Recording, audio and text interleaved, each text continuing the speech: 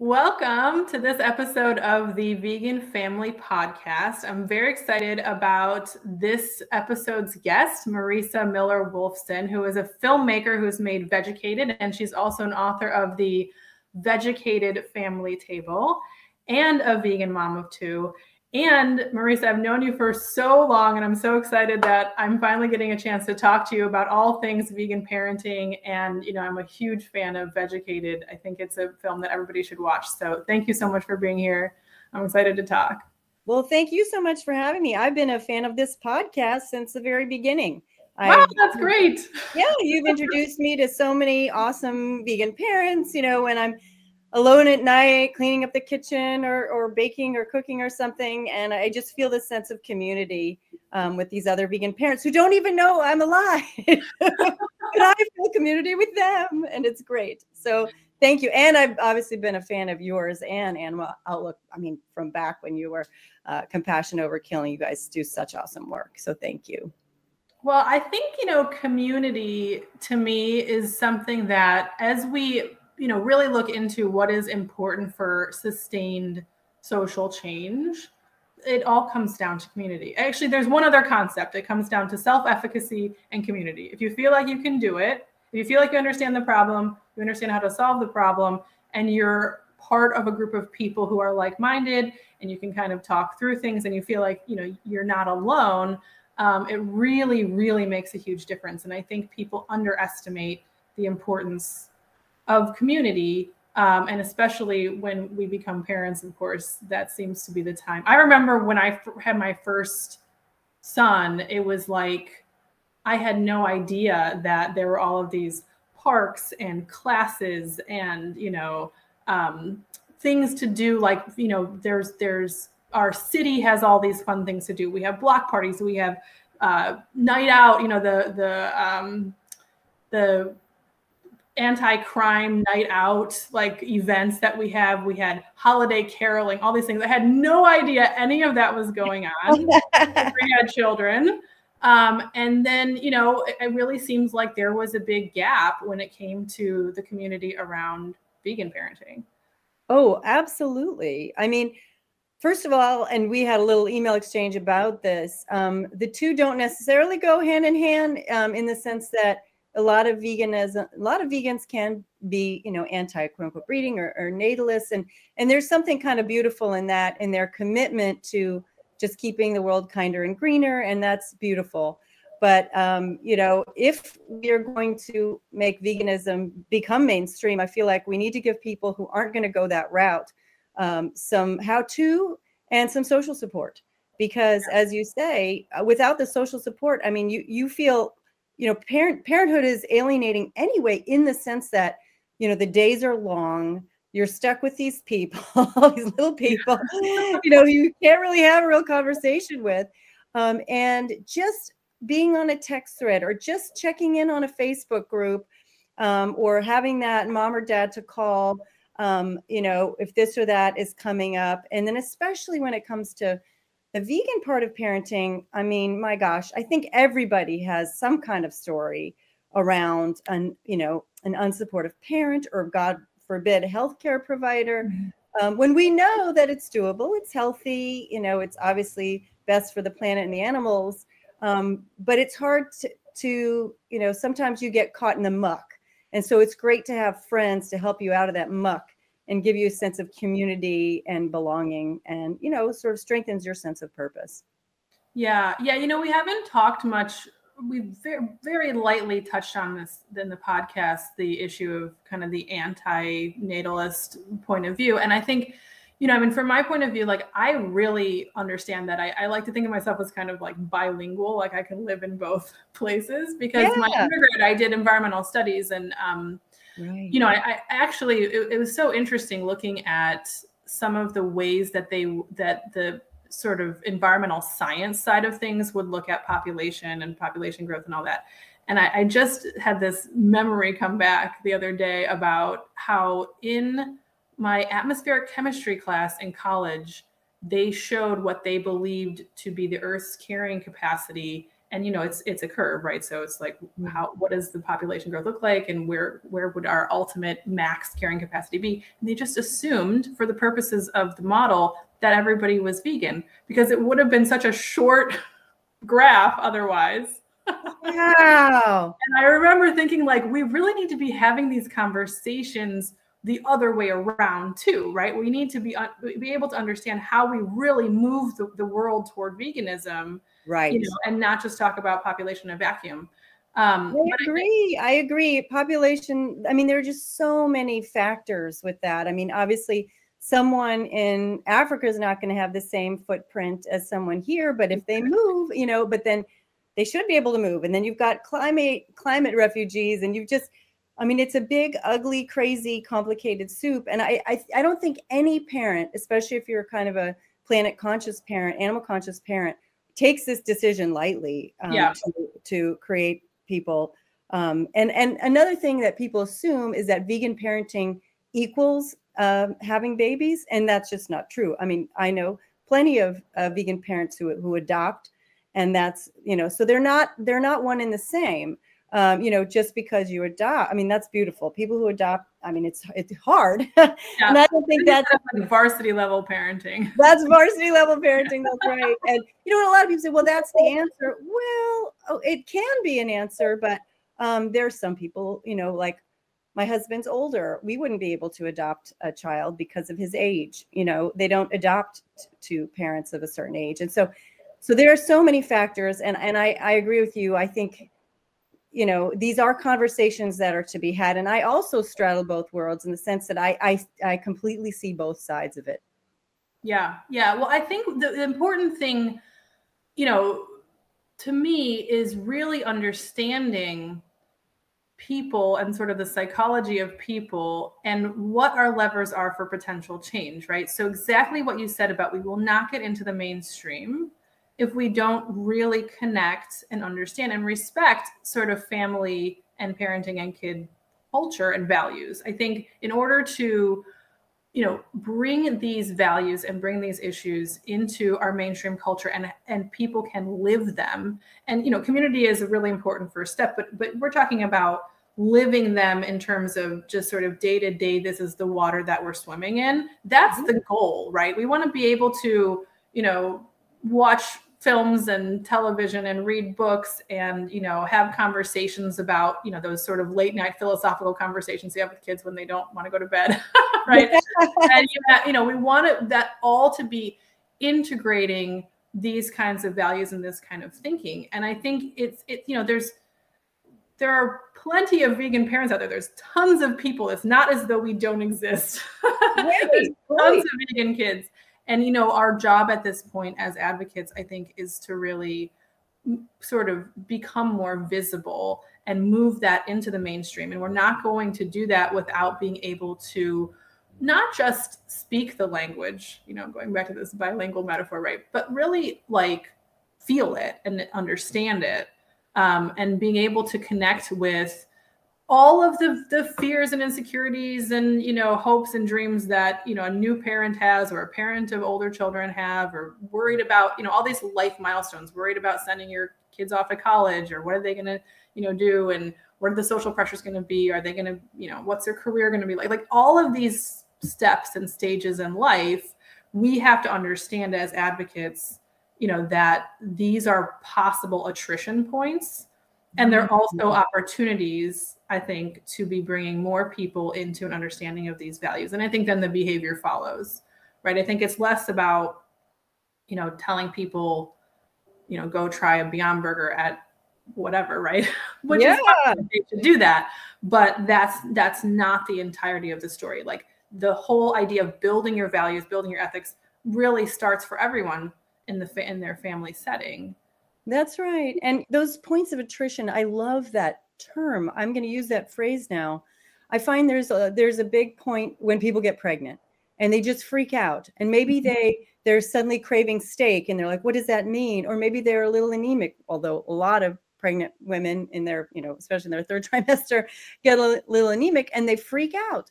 Or they have, you know, they hit a bump in the road, and without that support and the know-how, then they might just, throw in the towel and say, well, I'm done. I can't do this. Partnering with someone can be a tricky thing. So we need people who can talk about that and how to navigate those waters. Yeah. And then, the little school stuff and the little social stuff with kids, we're online. We know that there's a thriving, huge, growing, beautiful vegan community.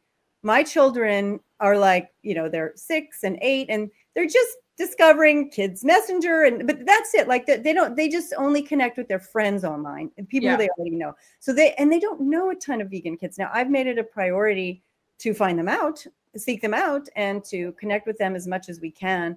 I mean, there's some wonderful activists in our community in New York City and beyond. I mean, just that I'm in touch with people who host like vegan trunk or treats, like Amy Bradley in Columbus, Ohio. She has had a vegan family podcast for a little bit. So, and we do that too. We get together with our vegan friends and go trick or treating. So just that kind of social support. So you're not the kid isn't the odd one out. Michael Walsh has and Annie Walsh, they have a vegan holiday cookie party every December, and our kids look forward to it like crazy. So even though, like, from the outside, you can imagine when you're at the point of attrition, you're like, oh gosh, I don't know if I can do this. If you know about all the events that, like, you were talking about, like this night and that event and this caroling, if you knew that there are already those things in place, or that you can help create them with not too much work, then I feel like more people would be like, oh, you know what? I think I can do this. And if more kids knew, like, what a thriving vegan community is out there, I think they would feel more pride too. And that's why I did put together for around Easter time, although, we're half Jewish and it's non-religious. It was called the biggest Easter egg hunt ever. And it was just a virtual event, but we had so much fun. We met baby animals at Animal Place virtually. We had games and songs and prizes, and it ended in a scavenger hunt for kids in their own homes. We had sent the parents clues ahead of time of where to hide everything. So it was really fun. And they got to see just walls, pages. We had 64 families, wow, log in. Yeah. And so they could just scroll through and see these pages and pages of kids on Zoom and be like, whoa, look at all these vegan kids. So, I mean, now with COVID, it's hard. There was Vegetarian Summerfest was one event. And, those in-person events are important, but there's still plenty of online events, and I'm going to try to keep, organizing those. But in the meantime, I'm actually working on a couple of picture books, because, as you were saying, the sort of the culture around vegan childhood and parenting needs to be boosted. We have some terrific resources. And, I know some vegan parents who have every vegan children's book out there, and a lot of them are self-published. But if we can prove that there is a market for this, and then there will be more, so that's why it's important to support the authors, and to show kids that these are our values. And there are so many people in the world who share these values, even though it doesn't seem like the case, maybe in your everyday day-to-day life. Yeah. Yeah. I think it's really great to kind of build that, that thing that you think is missing, that you see out there, this gap, and then just sort of fill it in. And that's such a sort of, classic activist, really, like, soul that's doing that. It is. And it's so great to have that, because I think not everyone, especially newer parents, are not going to feel like they have the time or that feeling of like, yeah, I can do this, which I think is a phrase you used. And I was like, self-efficacy, there it is. Like, that's what people need. But, I will say, I think, as you mentioned, that moment of pregnancy where people feel like, oh, something slightly might go wrong. And so, this is sort of above my pay grade. I'm not an expert in this. I don't know. I'm just going to bail. I think it's really more that dynamic that is leading to that feeling of like, oh no, the kids will have, difficult social environments to navigate. What will happen on Halloween? How will they address birthday parties? How will they feel about, their friends who are not vegan and all of that? And those things, they come up, but they're so, to me, like, what my experience has been so far with the kids. I mean, my younger one just turned 6 and my older one is almost 8. but we have never had that experience where they feel alienated or they feel upset, like especially with my older one. I mean, these days he's wearing like vegan shirts to school like all the time. Yeah, mine too. He's so happy to wear his little Vegan is Love shirt from Ruby Roth, and his, his PETA shirts and things. Yeah, we've never had, I mean, I'm kind of waiting for okay, let me backtrack, because there was one time we went to a birthday party. My son was he even one? I think he was just one. And total rookie mistake. It was a picnic in the park. It was for a baby. It was a baby's first birthday. And I did not bring a vegan cake. And he knew sign language because I taught him baby signs. And he saw everybody else having cake and he was signing cake. I was like, oh my God, what am I going to do? And so I just like redirected him to the playground. And then I was like, okay, I'm not doing that again, Yeah. But other than that, I'm still waiting for the tantrum. I've actually had a little bit of the reverse experience where, I'll bring a cupcake from, for the party at school or wherever the little party is. And the kids are like, oh, I want that. I want one of those, and they want our little thing instead, But having said that, I do try to make an effort to reach out to the parents, say, hey, what are you doing for this cake? Is it chocolate? Is it vanilla? And then if I can find something similar, great. If not, that's fine too. I just put my kids' favorite stuff, right? So I can customize it to their favorite stuff. So yeah, it's not really been an issue here either. And my daughter, in fact, we were at the store yesterday and it was just a coffee shop, and there were some eggs in like refrigeration display. Who buys eggs at a coffee shop? I don't know. And she goes, and she growled at the display. She was like, and I was like, what is it? She was like, eggs. I was like, I know, it's sad. And she goes, it doesn't make me sad. It makes me mad. Yeah, is what she said. I was like, oh, okay. Now we need to practice like channeling that emotion into activism or into some positive way. But yeah, it should make us mad, Animal abuse should make us mad. I think that's a healthy response. Yeah, I totally agree. I feel like, it's funny that you say that about the eggs because, it's like, yeah, my kids are not rebellious at all when it comes to veganism. They really love it. But then the other day, this is like the most rebellion I've seen. But my younger one, we were at Target and he saw the egg display and he's like, I'm going to touch an egg. I've never touched an egg before. I'm gonna go touch it. So he doesn't even open, because he's never seen anyone open the carton at the store to oh my gosh. So he just puts his finger through the hole and he's like, I'm touching the egg, and I'm like, Wait, how old is he? He just turned 6. Oh, mine's 6 too. That's so cute. Yeah, actually, I'm trying to remember. We went on vacation with my my best friend Jess from California and her son Braden, and he got a hard-boiled egg at breakfast. We were at this hotel, and my kids just crowded around him and clustered around him.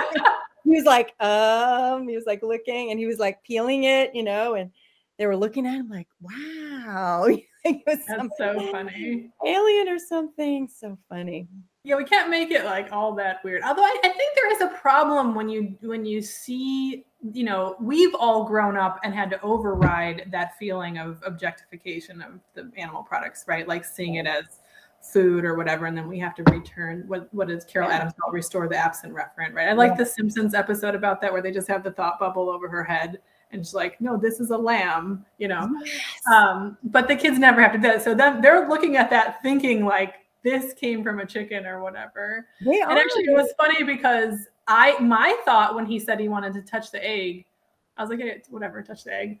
But I was like, did you know that the egg comes out of the same hole as the poop? And he's like, really? And then we had this whole conversation about that. That is so funny. Maybe I'll bring that up. But yeah, it's funny because I just kind of assume also that they know all the vegan things, and we have the books, but they don't have the facts ready in hand that we do as activists because we're constantly being challenged. Yeah. Right? And they're not really being challenged yet. I mean, maybe they will I'm sure they will be down the line, but they're not really being challenged yet. And so, or much. And so I sometimes I'm like, oh, I should probably give them a little bit more information. But it's also hard to walk that line between like too much exposure to where it's like kind of traumatizing, and not enough. And so yeah, we're like, they haven't seen Vegucated yet, for example. They haven't seen my documentary because I don't think they're ready for it. There's some little undercover footage in there. Yeah. There's some undercover footage that's a little bit hard to watch. So I just want to make sure they're ready for it. But I know kids are super different. They're super different. Some can handle it, some of them can't. So we just have to go by what we know about our kid. Yeah. I really took, with my older one, I really took his lead because he is a kid who very quickly like perceives injustices. And if he thinks I'm like, just kind of watering things down or hiding things from him, like he's going to notice.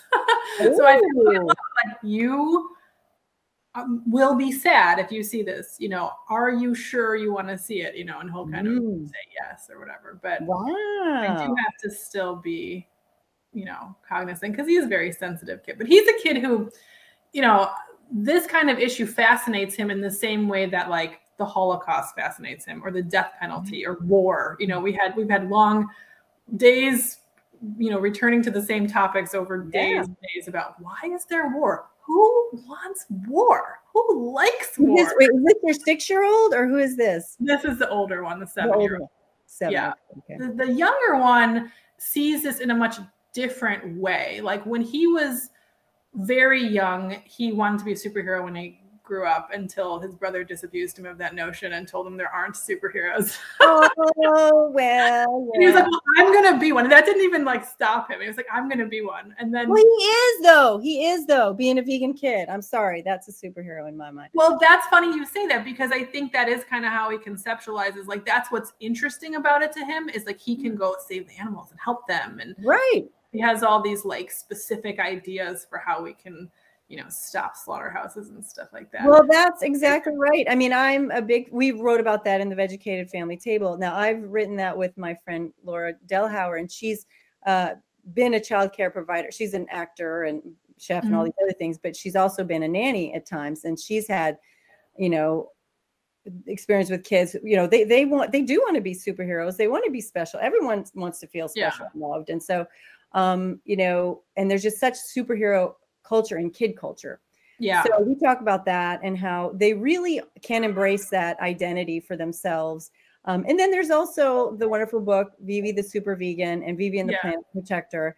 Those are UK books, but you can go to vivithesupervegan.com and get those. Those are fantastic because, those fulfill every kid's little fantasy about being a superhero, and also in her stories, being able to talk to animals or communicate with them in a special way. Because that was me as a kid. That's all I wanted to do. Me too. I wanted to be, a Dr. Dolittle type, and I think vegan kids really own, not all of them. I know some kids who really don't care about animals, but most of them just feel this, just by way of, just because of their veganism, feel a special connection to animals, and it's beautiful. Yeah. I think the thing about kids is you just have to sort of give them the language. They kind of are already born with that ability to understand the big topics, right? Like all the myth kind of topics, the good and evil, and superheroes really play into that, but you just have to kind of give them enough information to process it through. I always love it when like that happens with an adult, where like I say something really basic and then I can see the wheels turning and they're like, oh yeah, like I've never thought about like why some cultures eat dogs, and it's just as, arbitrary that, this culture eats pigs and chickens and cows.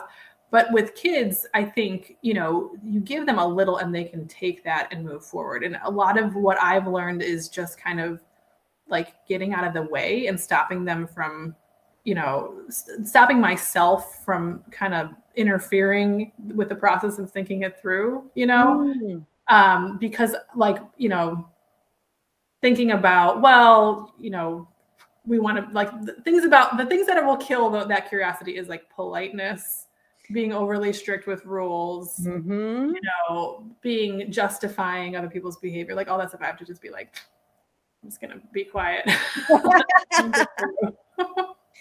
Yeah, we have a, it's funny. I have one who's a real stickler for rules. We call him Mr. Rules and Regulations.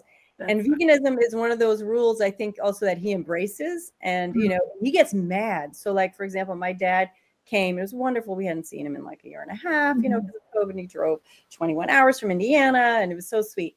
And he just wasn't thinking. And he was just eating some milk duds that he had brought, from the gas station or whatever. And he gave them some milk duds. And my son got so mad. He was like, Grandpa. I was like, dude, chill out. These things happen. It's okay. So in some ways, like he embraces that veganism as a rule. And he's like, he likes having the comfort of those boundaries. Yeah. The structure of it. But I find that there are other parents, I'm kind of veering off into a different topic, but I find that there are other parents who don't feel that comfortable in that structure. And so, in the odd moment, they'll let their kid, have this or that non-vegan thing. I feel like I've seen both cases. I've seen cases where sometimes that works. I've seen cases where that's been a slippery slope and they've just fallen off of that entirely. And it's just, they start off with a vegan kid. Well, I know a couple of parents like this where they had a vegan kid and now they're just like, okay, well, this child is just vegan in our home, but when they're outside, they can kind of do their own thing. So I know vegan parents, they find what works for them. But with my Mr. Rules and Regulations, we're fine. We're doing fine with the structure.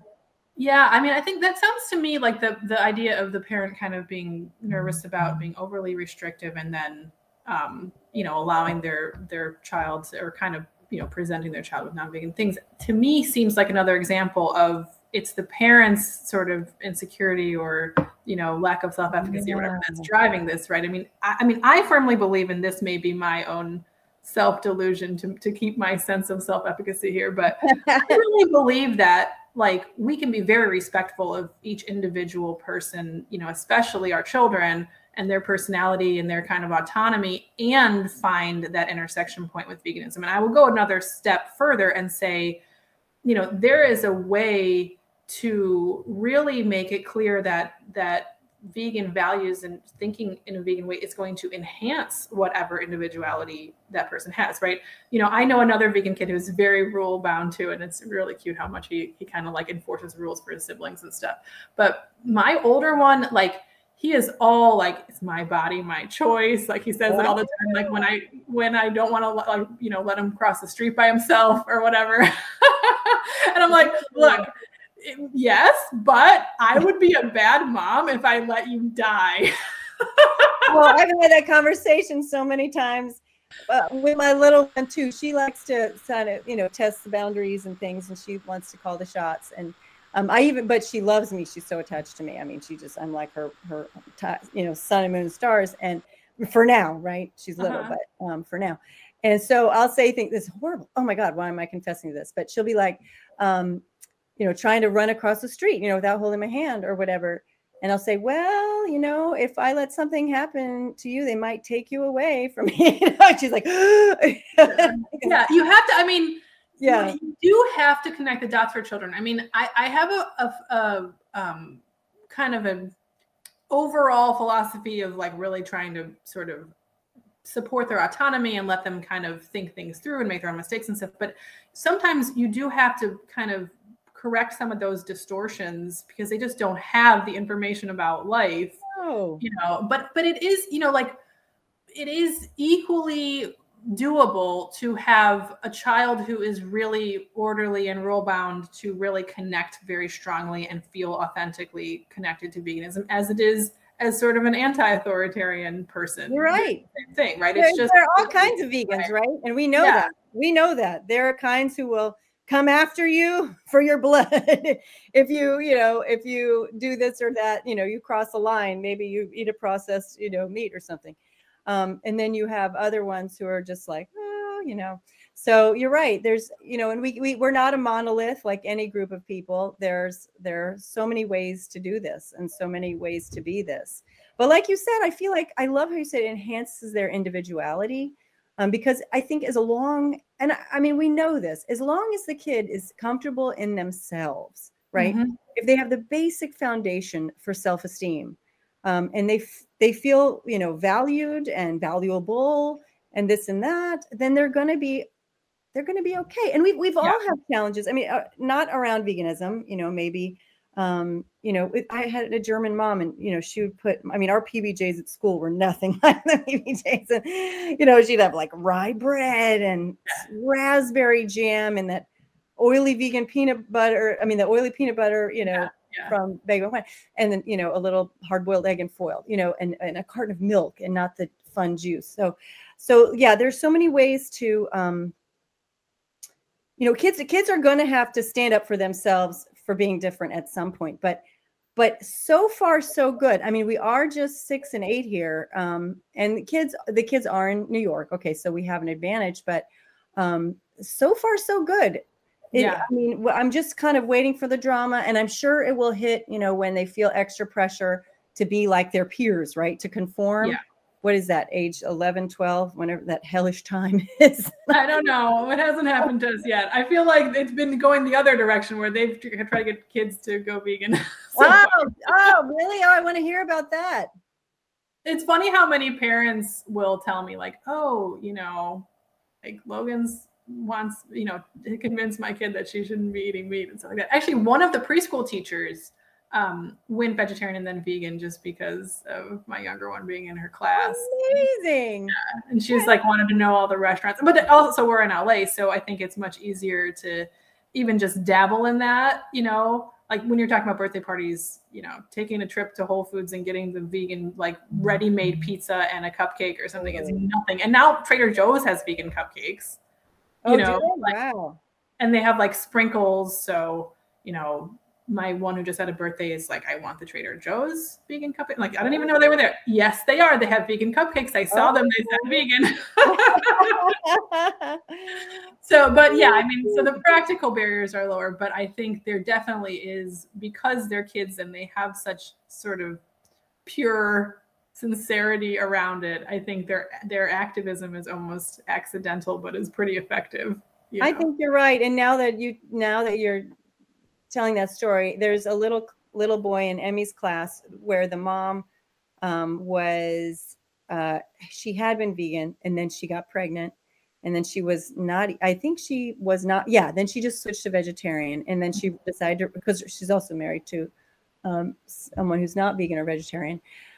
So they were like, well, the compromise will be, I guess, we'll raise them vegetarian or whatever. And but then I think I'm bungling the story. The point is, after being in class with Emmy, her little friend decided to go vegetarian again. And he wants to go vegan. So I guess he had been, or maybe she wanted him to be vegetarian, but she was like, not sure.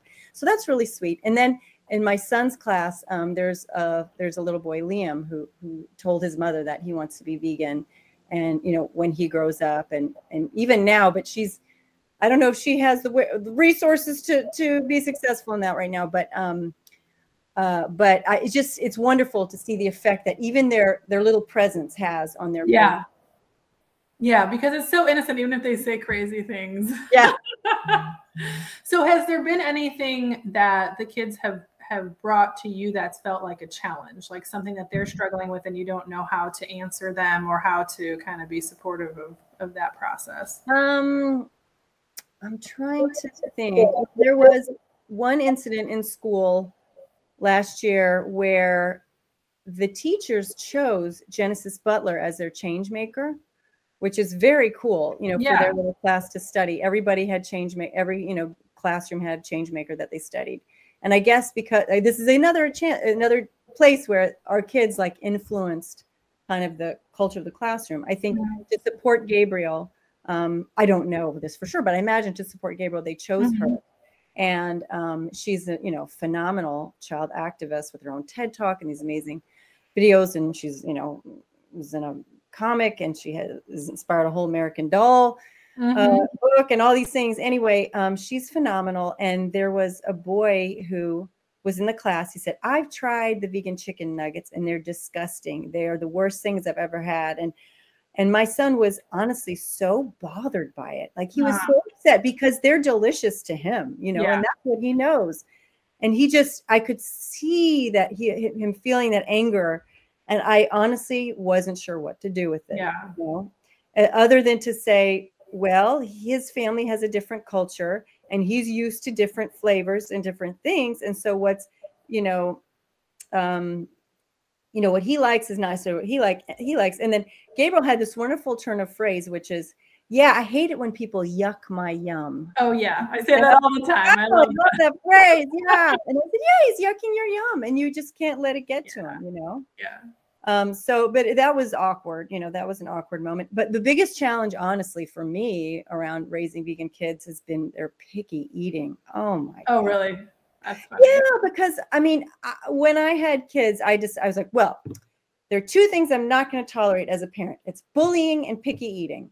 Mm-hmm. Well, I don't have a bully so far, but boy, do I have two picky eaters.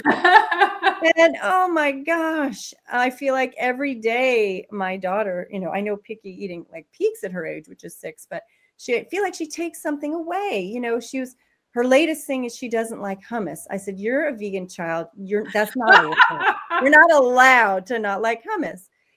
And, you know, and I have to remember that everything's a phase, you know, absolutely everything's a phase. And there are times when they will say, well, I don't like this anymore. And then they'll turn around and be like, oh, I like this again. I'm like, okay, all right. Why did you do that? Whatever.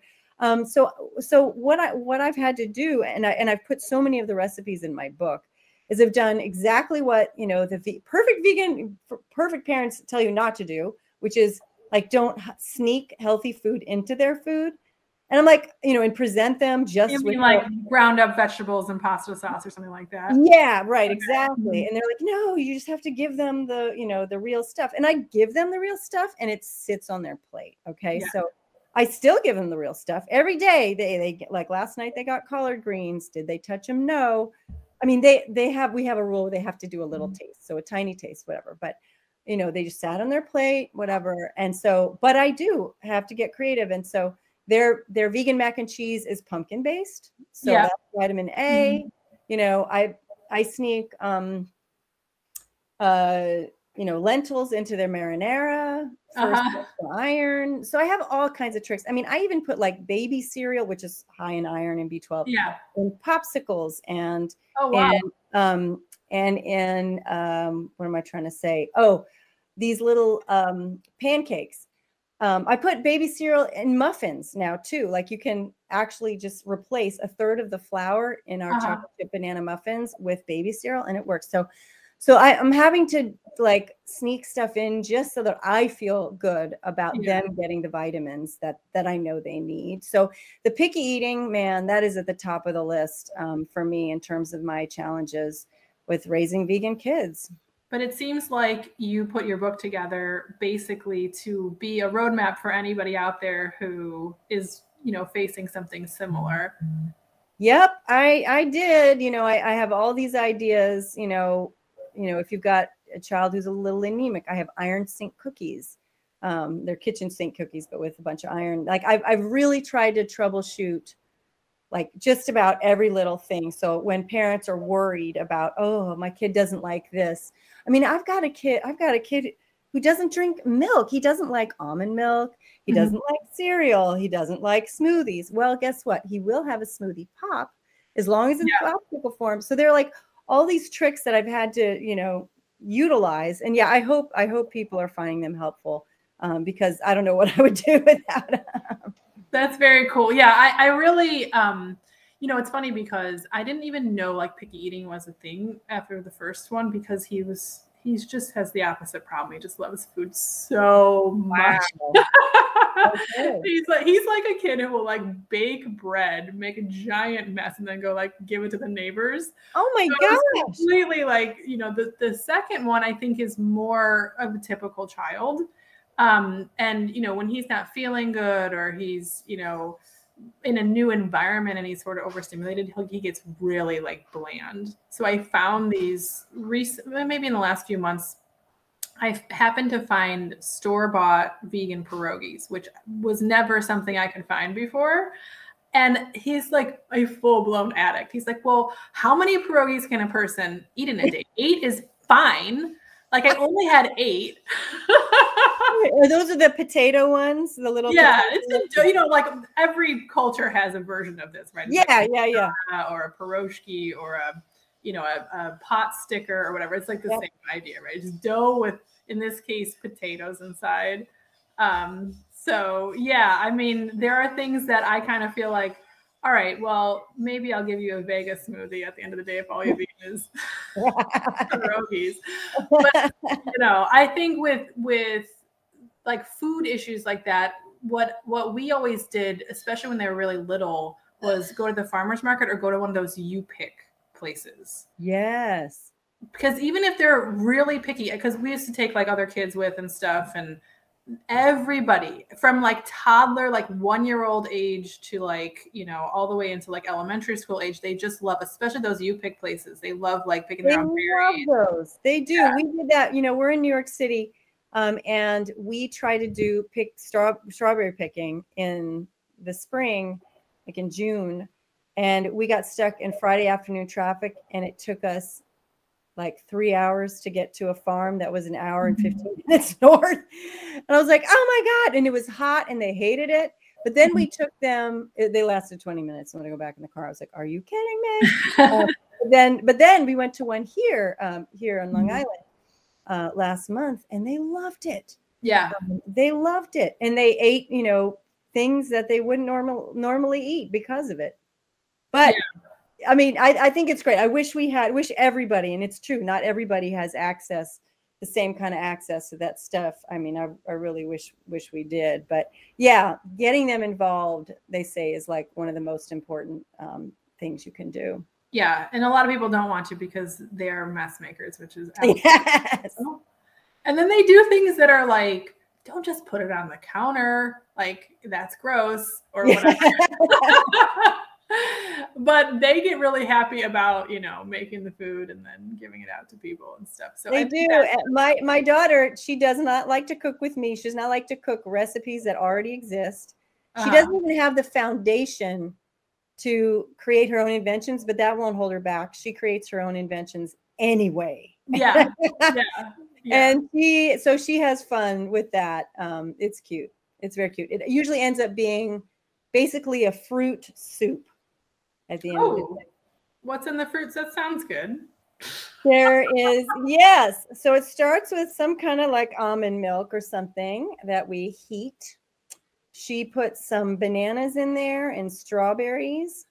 And then she'll let me make some suggestions, you know, but sometimes she doesn't. But so like I said, well, let's maybe add a little bit of cinnamon, maybe, or vanilla. She liked that.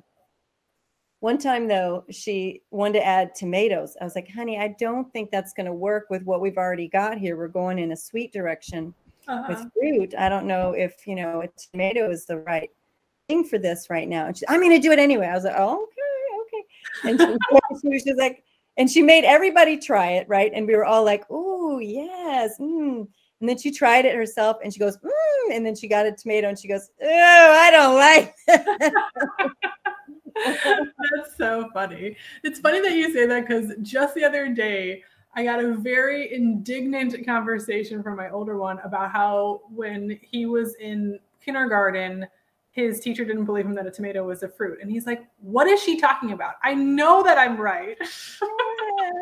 Well, sometimes, yeah, they're teaching their teachers about this stuff. You know?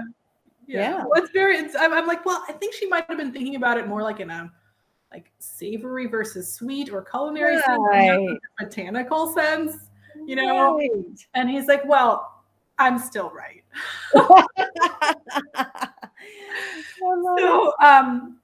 So we're coming kind of up on time here, but there's so many things I wanted to kind of, you know, ask you, but my favorite thing to ask is this, and I'm very curious kind of how you guys have done this, but since you are such a, you know, longtime vegan, your kids have been vegan since birth, vegan pregnancy, all of that, and you thought about, this is what kind of parent I'm going to be. I'm not going to have picky eaters. I'm not going to have, you know, bullies.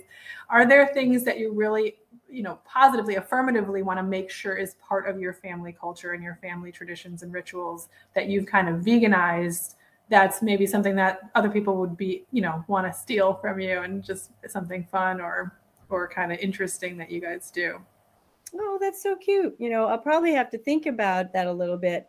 But, you know, growing up, I always loved having little bake sales and lemonade stands like out on my front of my house in Indiana. And my friend Francesca and I, we were the bacon babes. And to this day, I love to bake. To this day, I love it. And we would just get some recipe from some book and go to town. And so what I have done is I've sort of taken that, and then we would do it for a profit, me and Francesca, you know, because we'd like to make some money and then go to the novelty store and buy like fake poop or something, you know, like to scare brother or something, my brother or something. But my kids, what we do is we'll bake something at home, and we'll put our little thing out, little table out there with lemonade or whatever, and then we'll give the money to some kind of an organization. So we've done. Oh, that's nice. Yeah. So we've done. Well, there was a spell where my son was really into marine animals. He's still really into marine animals. And so we did, you know, Oceania, I think that time. He was really into rainforest. It's funny because I'm really into farm animals, but he's really into wildlife, but that's fine. So I'm kind of going with what he's into, right? And so we went to we donated that money to the Rainforest Trust.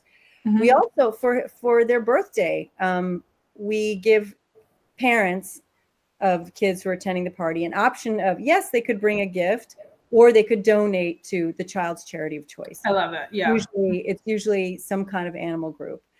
So that's something, you know, that we kind of started that my parents didn't really do. I'm trying to think what else. Yeah, I mean, I've veganized so many of our things. I'm half German, so I grew up with Advent calendars and with the proper chocolate. I mean, I had a lovely grandma and aunt who mailed them to us from Germany, which was amazing. And now you can get them. So our kids love the chocolate Advent calendar. So you can kind of mix the German and the vegan together, which is great. So those are a couple of the traditions that we've done. We've just sort of taken things that I've known, you know, growing up, and just kind of put a vegan twist on them, and just sort of a philanthropic, you know, kind of more of a philanthropic twist. Yeah, I'm gonna steal the lemonade and baking stand idea, because especially with my younger one, he's really interested in like making money and how that works and everything. But I didn't want him to go too crazy on that front, you know. So I think having that charitable side of it, he'll really dig that. And the older one will too, but you know, he's less interested in, you know, it's funny. They're like, the younger one's like, can you take me to Trader Joe's to get a bunch of lemonade? And he's like, well, if I got 200 lemonade juice boxes, you know, well, and then how much would that cost? And then how much could I sell them for? And then the older one is just like, oh man, 200 lemonades, like that would be amazing. And I'm like, those are my two children. They're different personalities. But I think they actually will really dig that. I think that's very cool. And I hadn't even thought about like veganizing an advent calendar. Like there's, you know, those squishy toys. We got one of those last year instead of a food related advent calendar. Got it. They love those squishy. I don't understand the appeal of the squishies, but boy, do they love them. Yeah, they do. They've been around for a while too. I thought they were going to be like a flash in the pan trend, but no, embrace them. Well, this has been so fun. I really appreciate it. And for those who have not watched Vegucated, do that right away. It's really actually, you know, one of the films that really sticks with me over many years in terms of what is the one thing I would want people to see. Like you know, just understanding kind of the real human element of that transformation, you know, going from kind of being a non-questioning standard American diet eater into thinking about all these other things, and that journey of learning and kind of, you know, changing. I think it's really well done.